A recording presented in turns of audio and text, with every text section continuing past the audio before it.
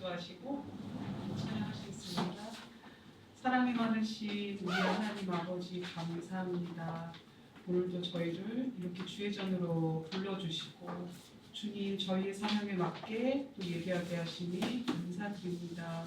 주님 오늘 예배를 통하여서 정말 부족하고 연약한 저희의 죄를 보며 또 저희가 주님 앞에 또 회개하고 애통하는 복 있는 자들이 되게 하시며 하나님 아버지 이 시간에 또 저희의 마음문을 주님께 찬양으로 활짝 열기를 원합니다. 오직 저희의 마음으로 주님께 찬양하게 하시고 주님께는 정말 부족하지만 영광 돌리는 찬양이 될 수 있도록 하나님 이 시간도 성령님 충만함으로 부어주시기를 원합니다. 이 모든 말씀 예수 그리스도 이름으로 기도했습니다. 아멘. 네, 은혜로다 찬양으로 오늘 예배 열겠습니다.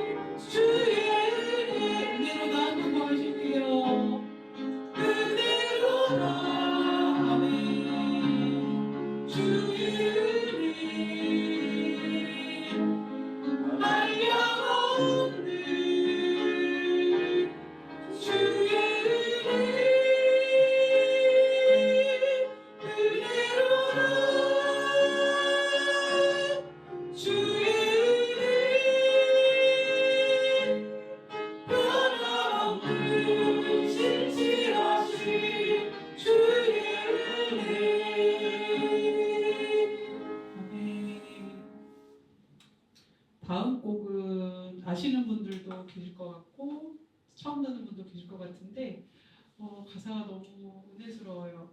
다시 같이 한번 불러보실게요. 자, 우리 이제 권사님들 더 다가올 것 같아요. 가사가.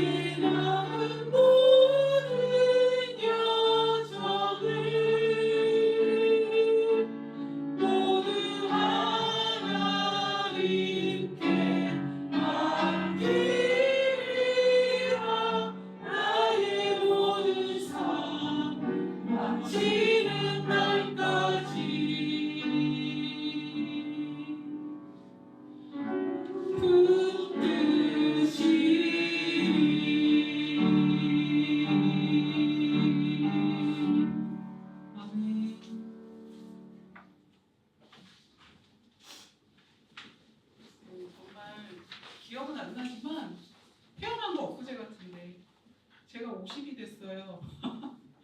정말 이 땅의 여정은 너무나 짧은 것 같습니다. 우리 또 남은 여정도 또 많이 수고하겠지만 우리 주님 천국 소망 품으면서 함께 갔으면 좋겠습니다. 예, 푸른 마르고 자 이제 신나게 박수 치시면서 박수 잘 치시는 분한테 상 드릴게요.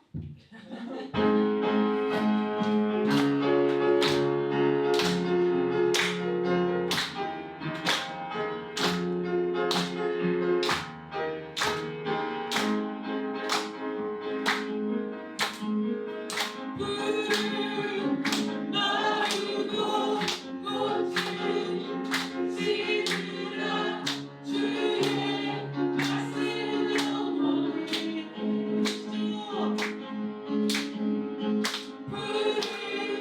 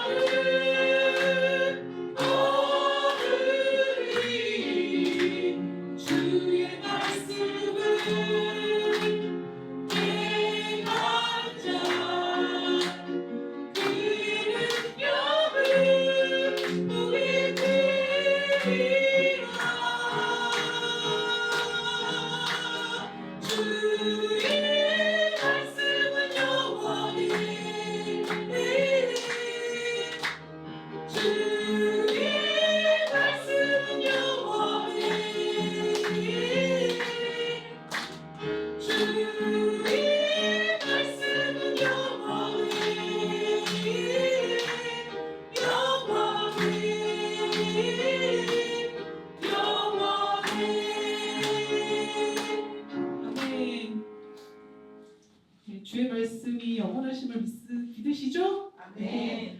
역시 상을 드린다고 해서 그런가? 너무 열심히 해주셔서 제가 힘을 얻었어요. 아니, 마지막으로 우리의 한숨을 바꾸신 하나님을 또 찬양하면서 예배 준비하시겠습니다.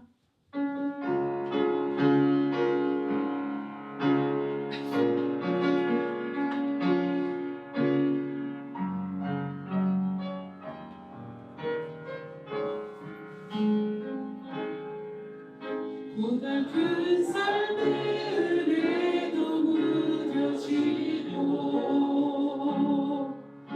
곧 사라질 것을 내 맘두에 헛되고 헛된 것들을 바라보며 그 은혜를 놓치며 살네. 주어진 삶을 묵묵히 살아가며 날 붙드신 주 예수를 보내 사망 가운데 놓여진 나의 삶은 날 건지신 그 이름 예수. 나의 한숨을 바꾸셨네. 주를 향한 노래로 소망의 노래로 나의 눈물을 부르신 주 예수 이름 안에 살게 하소서.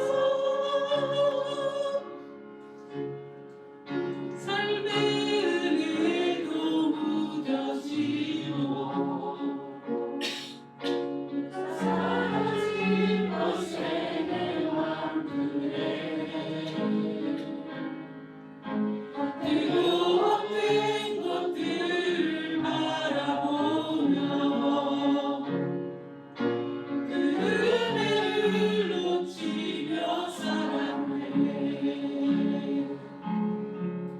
주어진 삶을 묵묵히 살아가며 날 붙드신 주 예수를 보내 사망 가운데 놓여진 나의 삶은 날 건지신 그 이름 예수. 나의 한숨을 바꾸셨네. 주를 향한 노래로 소망의 노래로 나의 눈물을 거두신 주 예수 이름 안에 살게 하소서.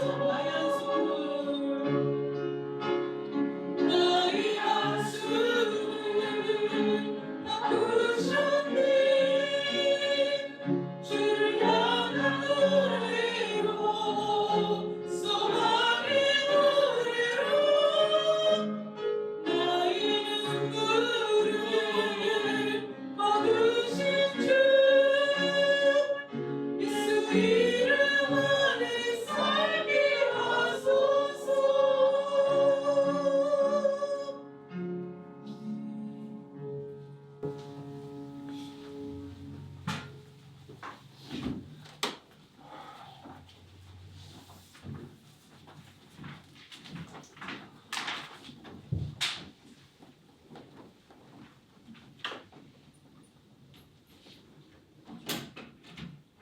다 같이 사도신경 하심으로 신앙을 드리겠습니다.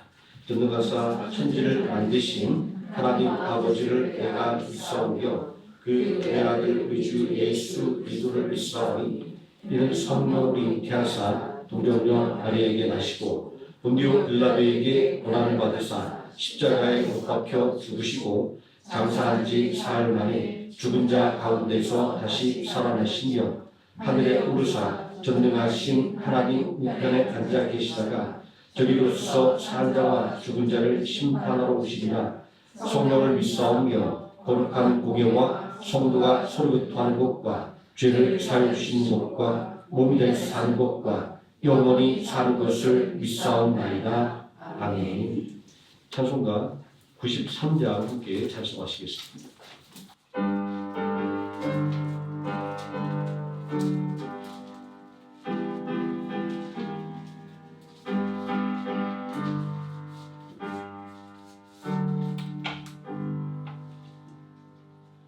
예수 나의 힘이요 내 생명 되시니 우주 예수 떠나 살며 죄중에 빠지니 눈물이 앞을 가리고 내 맘에 근심 쌓일 때 위로하고 힘주시리 주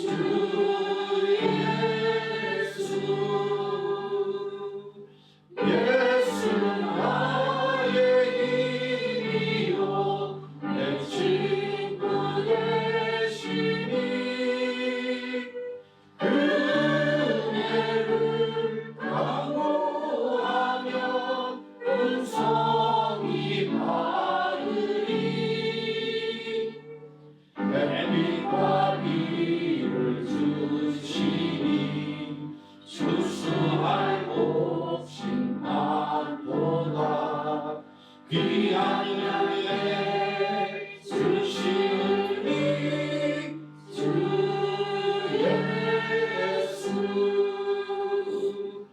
예수는 나의 힘이요 내 기쁨 되시니 그 명령을 준행하여 결승하겠네 주야로 보호하시며 다른 길 가게 하시니 끊이지 않고 나라리 주 예수 예수는 나의 힘이요 내 소망 되시니 이 세상을 떠나갈 때 곧 영생 얻으리 한없는 복을 주시고 영원한 기쁨 주시니 나의 생명 나의 기쁨 주 예수 아멘. 이 시간 함께 은혜 받을 하나님의 말씀 레위기 22장을 함께 보도록 하겠습니다. 레위기 22장 31절에서 33절까지 말씀, 짧은 말씀이니까 우리 다 같이 한 목소리로 봉독하시겠습니다. 구약성경 181페이지 레위기 22장 31절에서 33절까지입니다. 함께 읽습니다. 너희는 내 계명을 지키며 행하라. 나는 여호와이니라. 너희는 내 성을 속되게 하지 말라. 나는 이스라엘 자손 중에서 거룩하게 함을 받을 것이니라. 나는 너희를 거룩하게 하는 여호와요. 너희는 하나님이요 너희를 애굽 땅에서 인도하는 자니 나는 여호와이니라. 아멘. 말씀 연도에서 함께 기도하겠습니다. 사랑과 풍성하신 아버지 하나님, 오늘도 우리들의 심령을 붙잡아 주시고 발걸음을 온전히 이끌어 주시는 감사를 드립니다. 하나님의 은혜 가운데 온전히 예배드릴 수 있도록 인도해 주시고 또 마음문이 활짝 열려 하나님의 말씀을 온전히 듣고 깨닫게 하여 주시기를 원합니다. 예배의 모든 시간 가운데 하나님 함께 하셔서 악한 원수막이 좀 더 틈타지 못하게 하여 주시고 인간의 연약함도 자하여 주시고 오직 하나님의 은혜와 풍성한 시간 되게 하여 주시기를 원합니다. 예수님의 이름으로 기도드립니다. 아멘. 오늘 봉독한 하나님의 말씀 은혜로 받은 구원이라는 제목으로 하나님 말씀의 은혜를 함께 나누도록 하겠습니다. 찬양을 하면서 마음속에 굉장히 감사한 마음이 다시 한번 또 들었습니다. 나중에 한번 영상이 올라올 때 들어보시면 우리 이 시간 한 찬양들이 얼마나 아름답게 들리는지 아마 알 수 있을 겁니다. 수요일날 저녁 때는 영상을 틀어놓고 예배를 드리는데 그때 우리 성도들의 목소리가 아마 하나님께서 듣기에도 가장 아름다운 목소리다라고 생각하실 것 같은 그런 감동이 저에게 다가옵니다. 지난 한 1년 정도 된 것 같아요. 제가 예배 첫 시작은 찬송가가 아니고 이 복음 선거를 시작한 이래로 1년 동안 많이 고생 많으셨습니다. 제가 들어보니까 너무 차이가 많이 나요. 그리고 이 반지 코트님들도 고생 많이 하셨어요. 왜냐면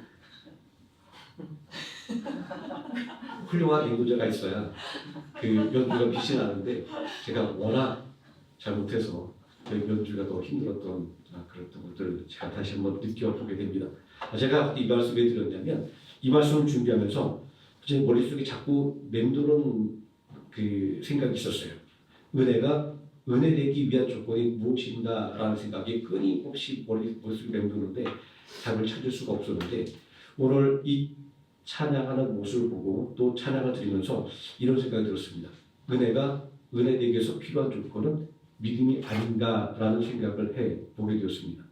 오늘 이 찬양을 인도하시는 우리 배진규 목사님도 믿음으로 이 찬양의 봉사의 자리에 서셨고 또 우리 고태준 목사님도 믿음 때문에 이 찬양의 봉사의 자리에 섰다라는 것들을 생각할 때 그렇습니다. 물론 우리 성도님들 한 분 한 분 하시는 모든 일들이 믿음의 그 봉사를 통해서 교회가 온전히 세워져 나가고 또 서로 믿음 안에서 서로의 믿음을 격려하고 믿음을 더욱더 굳건하게 만드는 것들을 바라보면서 은혜가 은혜가 되기 위해서는 믿음이 필요하다라는 생각을 다시 한번 해보게 되었습니다. 은혜라고 하는 말은 사랑으로 베풀어지는 신세나 혜택을 가리키는 말입니다. 자, 그러기에 은혜의 본질은 조건 없이 베풀어지는 것입니다. 저는 이 자리에 서 있으면서 우리 성도님께서 조건 없이 베풀어 주시는 그런 은혜를 수없이 많이 경험을 해 보았습니다. 때로는 그런 은혜가 제 마음속에 부담으로 다가오는 그런 순간도 있었습니다. 사람의 마음이 다 그렇죠. 내가 갚을 수 없는데 자꾸 은혜를 받기만 하면 그 은혜가 부담스러울 때도 있습니다. 자, 그러나 어느 날 그런 부담들을 다 내려놓고 순수하게 받은 은혜를 감사하기로 결심을 하게 되었습니다. 왜냐하면 우리 성도님께서 교회를 위하여 베풀어 주시는 모든 은혜 그리고 목회를 위해 베풀어지는 모든 은혜는 제가 아니라 바로 하나님께서 다 갚아 주실 것이기 때문입니다. 옛날 책에서 읽었던 이런 얘기가 생각이 났습니다. 엄마가 아이와 함께 시장을 갔는데 자주 가는 걸음물 가게에서 아이가 오징어채를 한 개 집어 먹으니까 주인 아저씨가 이렇게 얘기하는 겁니다.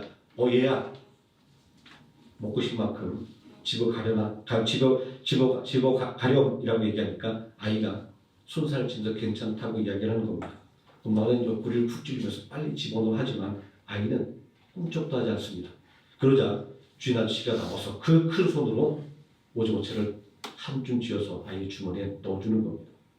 집에 가면서 엄마가 아이에게 묻습니다. 아니 아까 아저씨가 네가 먹고 싶은 좋아하는 오징어채를 한 줌 쥐어가라고 할 때 왜 사양했니라고 물으니까 아이가 이렇게 얘기하는 겁니다. 엄마, 제 조그만 손을 잡으면 얼마나 잡겠어요? 주인 아저씨의 큰 손으로 한 움큼 제 주머니에 넣어주니까 얼마나 좋냐고 이야기를 하는 겁니다. 저는 이야기를 생각하면서 그런 생각을 해보게 됩니다. 제가 갚을 수 있는 것도 없지만 제가 갚는다고 해도 얼마 되지 않지만 우리 하나님께서 갚아주실 때는 그 주인 아저씨의 커다란 손으로 한 움큼 쥐어준 것처럼 풍성하게 우리 성도님께 갚아 주실 줄 믿습니다. 아멘.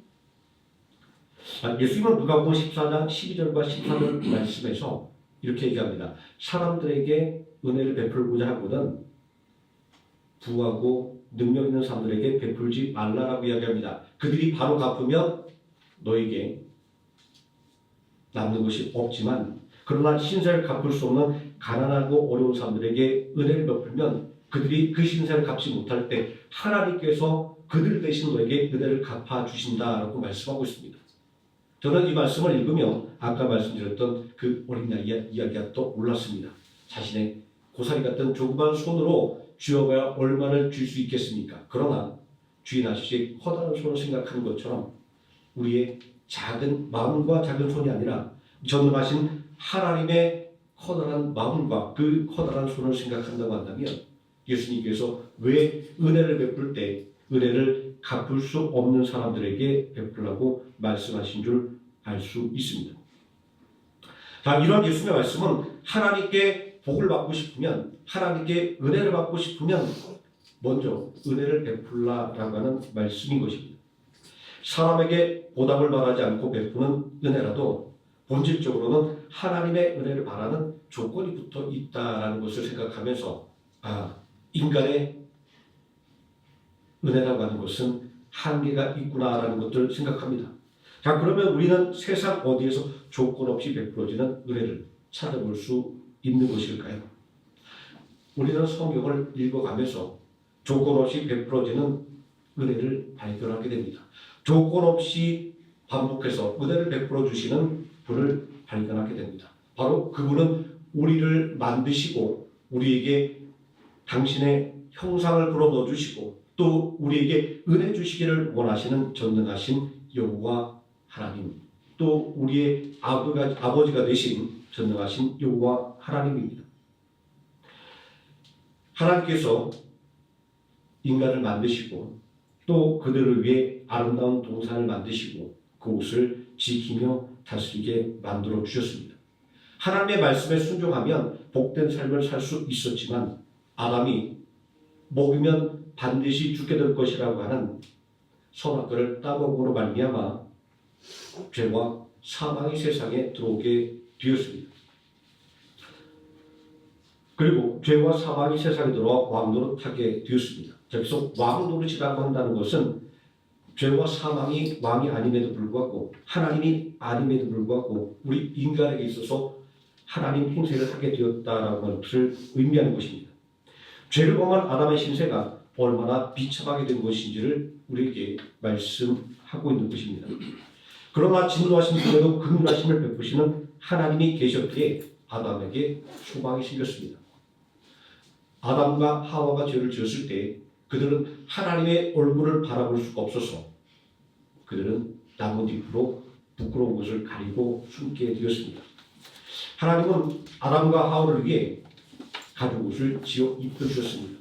행위의 언약을 어김으로 말미암아 그들의 영이 죽어서 다시는 하나님 앞에 설 수 없는 존재가 되었는데 하나님께서 그들에게 은혜를 베풀어 주시므로 말미암아 죄로 인하여 죽을 수밖에 없는 인생임에도 불구하고 하나님을 대면하게 만들어 주신 것을 알 수 있습니다. 여기서 아담을 위해 희생한 동물과 가죽옷은 예수 그리스도의 대속의 십자가를 상징합니다. 아담은 죄로 인해 죽을 수밖에 없었지만 하나님의 은혜로 말미암아 살게 된 것입니다.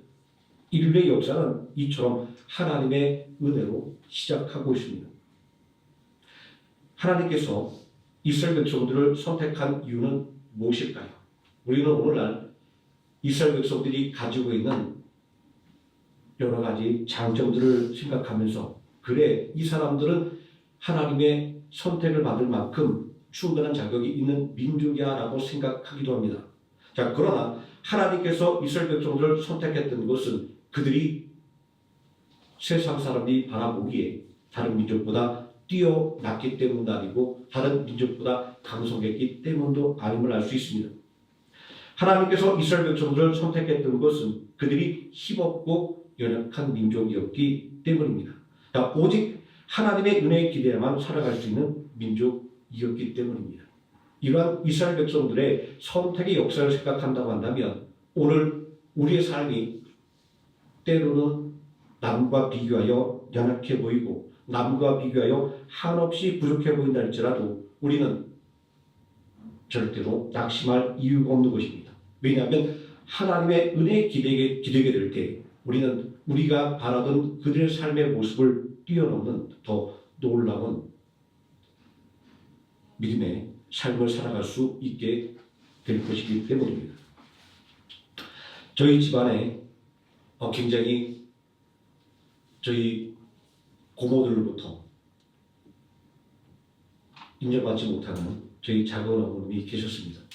나이도 어리기도 했고 그리고 예수를 믿기 전에는 철없기도 했습니다.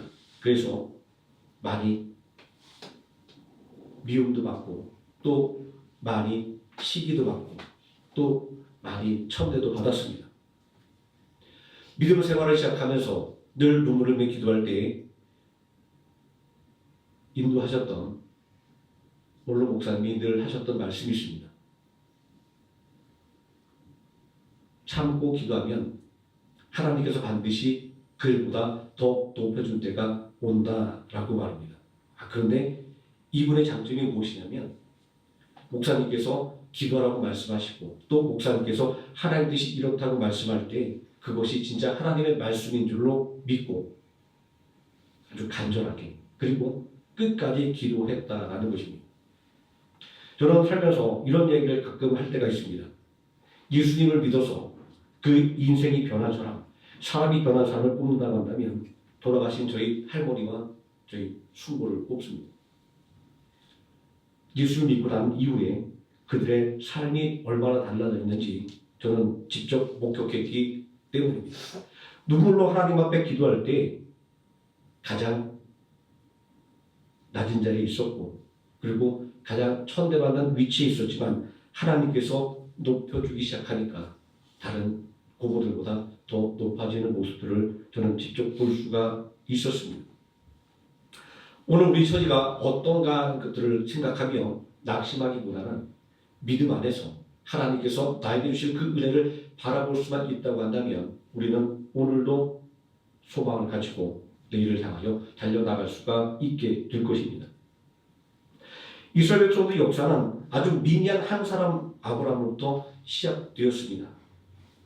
비록 가나안 땅이 그의 후손에게 약속이 되었지만 그에게는 후사조차도 없었습니다. 이러한 이스라엘 백성들의 근원을 생각할 때 이스라엘 백성들의 위대한 역사는 오직 하나님의 은혜로 시작했다고 말할 수밖에 없는 것입니다. 오늘 우리가 함께 읽은 부분의 말씀은 하나님의 은혜로 말미암아 출애굽에 가는 권을 받은 이스라엘 백성들에 관한 이야기입니다. 그리고 이스라엘 백성들의 본격적인 역사는 고대 근동적을 휩쓸었던 7년간의 대기근에서 시작하고 있습니다. 7년의 대기근이 고대 근동적을 휩쓸었을 때 야곱의 가족이 할 수 있는 것은 아무것도 없었습니다. 오직 양식을 가지고 있는 애굽 땅에 가서 양식을 사다가 그들의 생명을 이을 수밖에 없었습니다. 이 7년의 대기근에서 구원받은 이스라엘 백성들이 또 애굽에 놓이게 된 과정들은 인생의 연약함과 인생의 한계를 우리에게 상징적으로 보여주고 있습니다. 7년의 대기근에서 구원을 받았고 그들이 하나님의 은혜 속에서 살았지만 마침내 애굽에 놓이게 된 이 과정들은 은혜로 시작했지만 은혜를 잊어버린 세대가 어떠한 인생의 열매를 맺게 되는지 또한 우리에게 보여주는 것이기도 합니다. 출애굽한 이스라엘 백성들을 한번 생각해 봅니다. 이스라엘 백성들은 자신의 의나 그리고 능력으로 애굽에서 구원을 받은 것이 아니었습니다. 이들은 애굽의 노예였습니다. 하루하루 고된 노동에 신음하던 사람들이었습니다. 이들에게 스스로를 구원할 힘과 지혜가 없었습니다. 그러므로 이들이 구원받았던 것은 전적으로 하나님의 주권적인 은혜와 그리고 하나님의 언약에 기초한 사랑으로 말미암아 구원을 받게 된 것이었습니다. 여호와께서 너희를 기뻐하시고 너희를 택하심은 너희가 다른 민족보다 수가 많기 때문이 아니라 너희는 오히려 모든 민족 중에서 가장 적으니라. 여호와께서 다만 너희를 사랑하심으로 말미암아 또는 너희 조상들에게 하신 맹세를 지키려 하심으로 말미암아 권능의 손으로 너희를 인도하여 내시되 너희를 그 종되었던 집에서 애굽의 바로의 손에서 속량하셨나니. 신명기 7장 7절에서 8절까지의 말씀입니다. 또한 우리의 삶을 생각해 볼 때 우리 삶도 마찬가지입니다. 우리가 받은 구원도 우리 자신의 의로움이나 공로가 있어서 받은 것이 아닙니다. 로마서 3장 10절에서 12절의 말씀을 보면 인간 중에 의인은 한 사람도 없다라고 말씀하고 있습니다. 기록된 바 의인은 없나니 하나도 없으며 깨닫는 자도 없고 하나님을 찾는 자도 없고 다 치우쳐 함께 무익하게 되고 선을 행하는 자도 없나니 하나도 없도다. 로마서의 말씀을 보면 우리에게는 구원받을 만한 구석이 아주 손톱만큼도 없다라는 것을 고백할 수밖에 없습니다. 그럼에도 불구하고 우리가 구원을 받게 된 것은 전적으로 하나님의 은혜일 수밖에 없는 것입니다.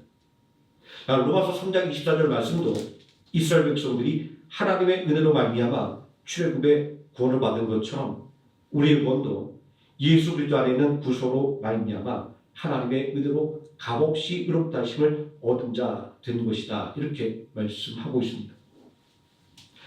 기독교의 상징인 십자가를 바라보면 조건 없이 베풀어지는 은혜가 무엇인지 알 수 있습니다.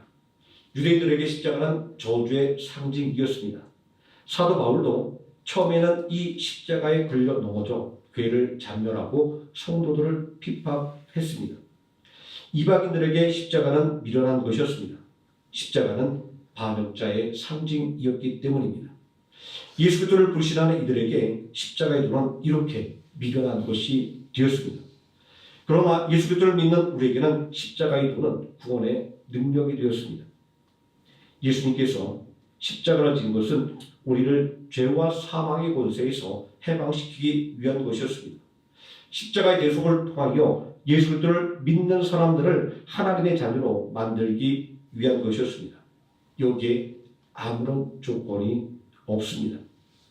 오직 십자가에 달린 예수님이 우리의 구원자 그리스도이심을 믿기만 하면 되는 것입니다.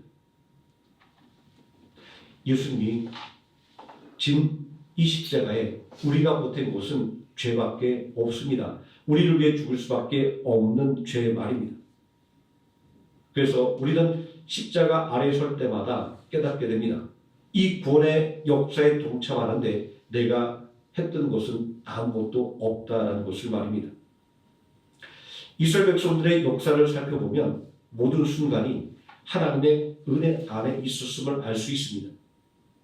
야곱의 가족을 대제국 애국으로 이끌어 이스라엘이라고 하는 민족으로 성장할 수 있는 발판을 마련했던 애굽의 총리였던 요셉은 처음 어떤 사람이었습니까? 그는 애굽의 노예로 팔려온 사람이었습니다. 그리고 바로의 감옥에 갇힌 죄수였습니다. 요셉이 노예가 되었던 것은 그를 질투한 형제들이 노예로 팔았기 때문입니다. 요셉이 죄수가 된 것은 보디발의 아내가 누명을 씌웠기 때문입니다. 이러한 악조건 속에서 요셉이 해방되어 마침내 애굽의 총리가 될 수 있었던 것은 하나님께서 그와 함께 하시고 그를 인도해 주셨기 때문입니다. 하나님은 요셉으로 하여금 바울의 꿈을 회복하고 애굽에 닥칠 위기를 극복할 대안을 제시할 수 있는 지혜를 주셨습니다. 애굽을 위기에서 구할 수 있는 통찰력으로 말미암아 요셉은 애굽의 총리가 되었습니다. 요셉의 위대한 점은 그가 대제국 애굽의 총리가 되었기 때문이 아닙니다. 자신을 죽이려고 했던 그리고 자신을 노예로 팔았던 형제들을 용서했기 때문도 아닙니다. 요셉의 위대함은 하나님의 뜻을 깨닫는 지혜에 있었고 그리고 하나님의 도우심을 확신하는 믿음에 있었습니다. 요셉은 자신이 당한 환난이 모두 하나님의 뜻을 이루기 위한 도구였다는 것을 인정했던 것입니다. 그렇기에 노예로 팔려갔을 때도 그는 좌절하지 않았고 그리고 누명을 쓰고 감옥에 들어갔을 때도 그는 절망하지 않을 수 있었던 것입니다. 당신이 날 이곳에 팔았으므로 근심하지 마소서, 한탄하지 마소서. 하나님이 생명을 구원하시려고 나를 당신들을 앞서 보냈나이다 라고 말하고 있습니다.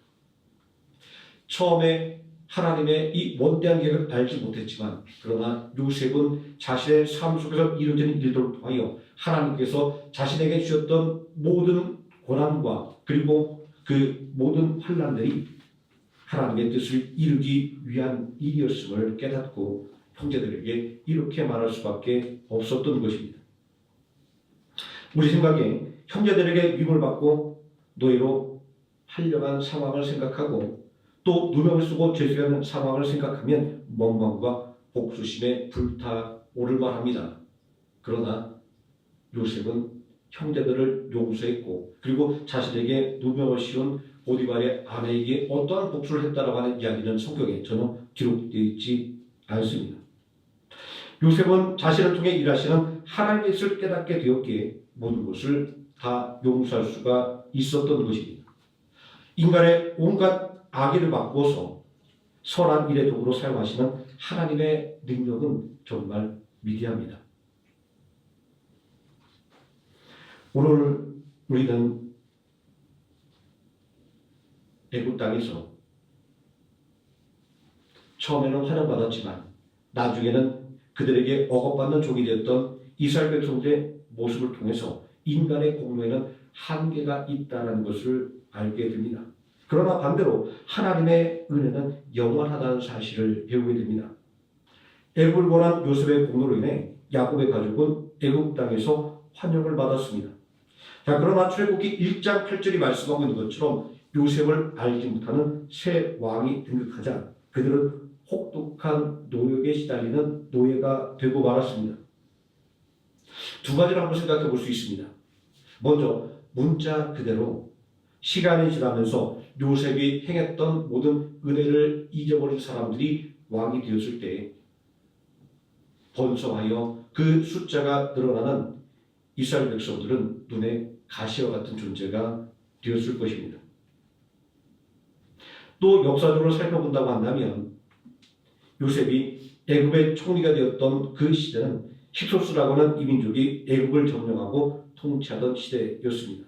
자, 그래서 애굽 사람이 아닌 히브리 사람이었던 요셉이 애굽의 총리가 될 수 있었던 것입니다. 그리고 요셉을 알지 못하는 새 왕이 의미하는 것은 이민족인 힉소스를 몰아내고 애굽이 독립을 쟁취했고 그리고 애굽 사람의 왕이 등극한 것을 가리킨다라고 볼 수 있습니다. 자, 이렇게 본다고 한다면 이들의 입장에서 요셉으로 인해 환영받았던 이스라엘 민족이 눈에 가시처럼 보일 뿐만 아니라 언제든지 침략자들과 손을 잡고 자신들을 공격할 수 있는 적으로 볼 수밖에 없었던 것입니다. 그런데 생각해 보면 이들도 모두가 요셉의 공으로 7년의 대교에서 구원받은 애굽 사람들의 후손이었다는 것입니다. 그들이 이러한 은혜를 생각했다고 한다면, 이러한 역사적인 사실을 기억할 수 있었다고 한다면 그들은 이스라엘 백성들을 노예로 부릴 수는 없는 것이었습니다. 그러나 애굽에서 환대받는 손님에서 애굽에서 미움받는 종이 된 이스라엘 백성들의 처지가 우리에게 말하고자 하는 것은 인간의 호의에 기댄 구원은 오래갈 수 없는 것이다라는 것을 우리에게 알려주고 있는 것입니다. 자, 그러므로 끊임없이 하나님은 도울 힘이 없는 사람을 의지하지 말라고 이야기합니다. 왜냐하면 사람의 마음은 시간이 지나면 변할 수밖에 없기 때문입니다. 그러므로 하나님을 의지하는데 하나님께서는 왕의 마음도 임의로 움직이시는 분이기 때문에 사람을 바라보지 말고 사람의 마음을 움직이시는 하나님을 바라보라 라고 성경이 우리에게 말씀하고 있는 것입니다. 이처럼 인간의 모든 계획과 또 인간의 공로는 시간이 지나면 빛이 바라버리고 맙니다. 그러나 하나님의 구원은 영원 불변합니다.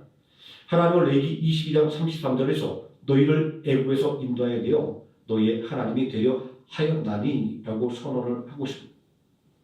이런 하나님의 말씀은 단지 종된 백성을 풀어주는 해방의 사건만을 이야기하고 있는 것이 아니라 영원한 구원을 약속하고 있는 것입니다. 왜냐하면 하나님은 어제나 오늘이나 영원토록 동일하신 분이기 때문입니다. 히브리서 13장 8절은 예수 그리스도는 어제나 오늘이나 영원토록 동일하다라고 말씀하고 있습니다. 삼위일체 하나님은 어제나 오늘이나 영원토록 동일하신 분이며 한 번 하신 그 약속의 말씀을 절대로 변개치 않으시고 반드시 지키는 하나님입니다. 이 출애굽의 구원은 단순히 종의 식물에서 해방된 것을 가리키는 것이 아니라 영원한 구속의 약속인 것입니다. 우리는 애굽 땅에서 환영받았지만 그러나 얼마 되지 않아 종이 된 이스라엘 백성들의 모습을 통해서 인간의 공로의 한계가 있음을 알게 됩니다. 애굽 땅을 7개나 대균에서 건져냈던 요셉의 영향력은 겨우 한 세대를 지속했을 뿐입니다. 그의 죽음 이후에 이스라엘 백성들은 억압받는 종이 되었습니다. 이스라엘 백성들의 번성을 위한 바로는 그들의 사내 아이를 죽이고 온갖 노역을 누가며 괴롭혔습니다. 그러나 아브라함과 이삭과 야곱에게 하신 약속을 기억하시고 이스라엘 민족들을 구원해 주신 하나님의 은혜는 영원 불변한 것입니다. 하나님은 이스라엘 백성들을 향한 사랑을 출애굽기 3장 17절에서 모세를 통하여 말씀하셨습니다. 내가 너희를 애굽의 고난 중에서 인도하여 내겠다라고 말입니다. 그리고 젖과 꿀이 흐르는 가나안 땅으로 인도하시겠다라고 말입니다. 인간의 의지는 변하지만 하나님의 사랑과 은혜는 절대로 변하지 않는다라고 하는 것을 하나님께서는 출애굽의 역사를 통하여 우리에게 말씀하고 있는 것입니다. 우리는 출애굽의 역사를 통하여 하나님의 은혜 안에서 우리의 신분이 어떻게 변화되는지를 바라볼 수 있습니다. 이스라엘 백성들은 애굽의 종에서 하나님의 백성이 되었습니다. 하나님은 이스라엘 백성들을 애굽에서 구출하신 이유를 분명하게 말씀하고 있습니다. 나는 너의 하나님이 되려고 라고 말입니다. 이는 단순히 그들을 노예 상태에서 해방시키는 것이 아니라 이스라엘 백성과의 온전한 관계를 회복하고자 하는 하나님의 놀라우신 은혜의 역사였다는 것을 알 수 있습니다. 우리는 이러한 이스라엘 백성들이 경험했던 놀라운 은혜를 예수 그리스도의 십자가를 통하여 경험하게 됩니다. 우리는 아담의 범죄로 말미암아 죄와 사망의 종로를 타는 불쌍한 영적인 노예가 되었습니다. 우리는 이러한 고통에서 벗어날 수 없었기에 얼마나 큰 고통과 그리고 애통함 가운데 살아야만 했습니다.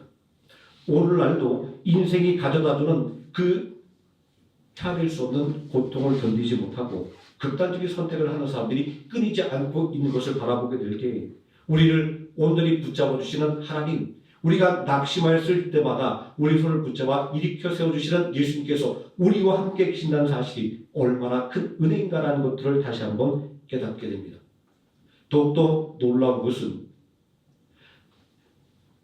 하나님을 거역함으로 인하여 죽을 수밖에 없는 우리들을 구원하시기 위하여 독생자 예수 그리스도를 이 땅에 보내주시고 또 예수님께서 우리 죄를 대신 지시고 십자가에서 피 흘려 죽게 하여 주심으로 말미암아 우리를 죄와 사망의 권세에서 보내주시는 그 하나님의 놀라우신 은혜와 사랑이 얼마나 큰지 다시 한번 깨닫게 됩니다.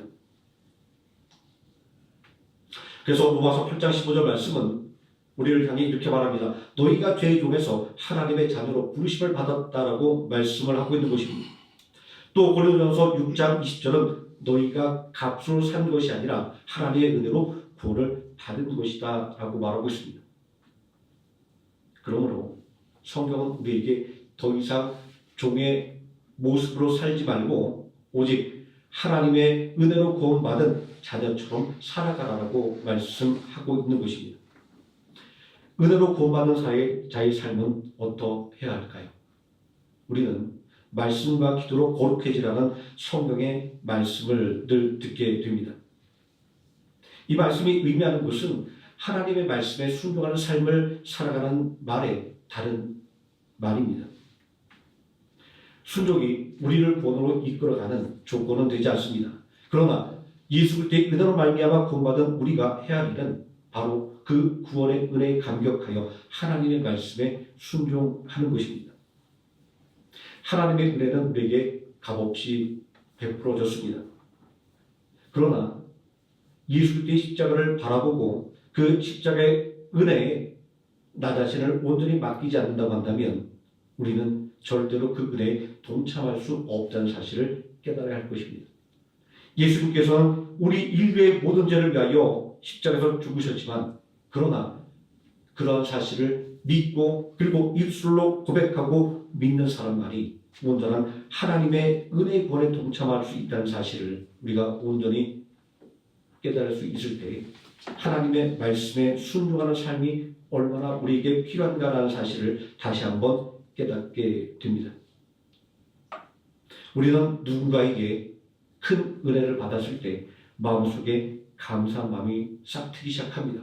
그리고 우리는 어떤 마음을 갖죠? 말 한마디라도 표정 하나라도 그 사람에게 도움되는 것이 무엇인가를 우리는 생각하게 됩니다. 믿음에 있어서도 마찬가지입니다. 우리가 구원을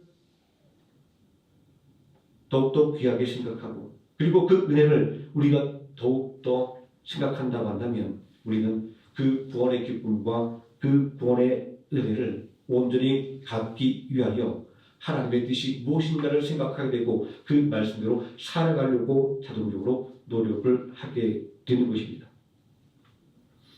오늘 애굽 땅에서 처음에는 환영받았지만 그러나 시간이 지난 이후에 그들에게 학대받고 종이 되었던 이스라엘 백성들의 역사를 생각하면서 과연 우리가 이 땅에 살아가면서 의지해야 할 것이 무엇인가를 다시 한번 생각하게 됩니다.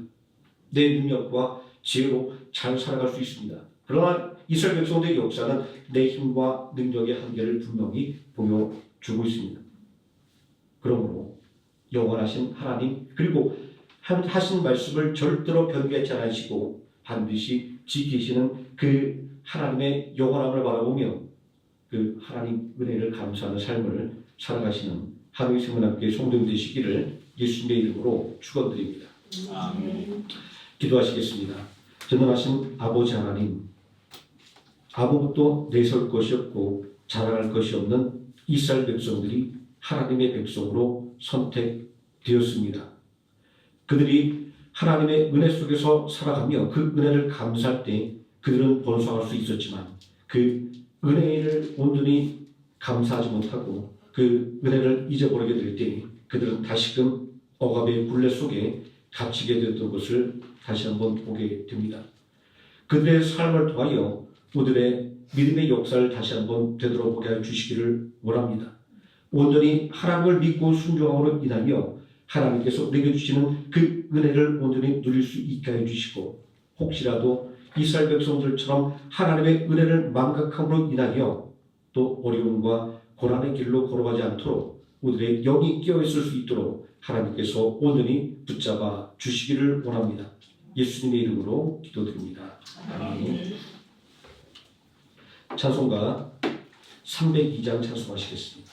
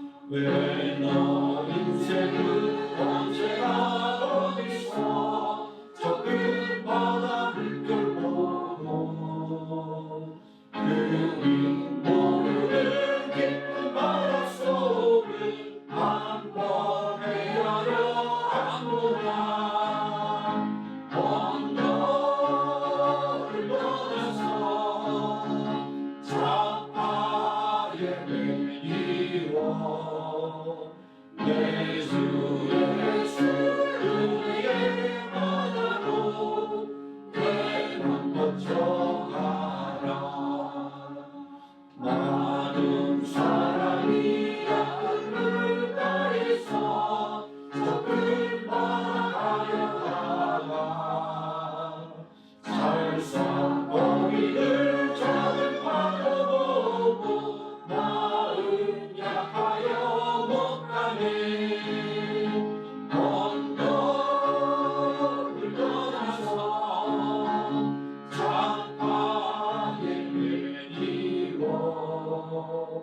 내 주 예수 은혜의 바다로 내 맘 뻗쳐가라. 사고 가노라 이제 못 가노라. 저 그들을 바라야 해. 사고 내 눈을 저 깊은 데로 가라. 방황한 바다로 언덕을 돌아서 창파에 내리워 내 주 예수 은혜의 바다로 내 맘 뻗쳐가라. 아멘. 지금은 우리를 구원하신 예수 그리스도의 은혜와 우리를 구원하기 위하여 독생자 예수 그리스도를 십자가에 내어주시는 성부 하나님의 사랑과 오늘도 우리와 함께 동행하시는 성령 하나님의 임마누엘이 온전히 변함없는 하나님의 은혜를 의지하기를 소망하는 모든 성도들 머리 위에와 하루의 생명함께 머리 위에 지금부터 영원토록 함께 계실지어다. 아멘.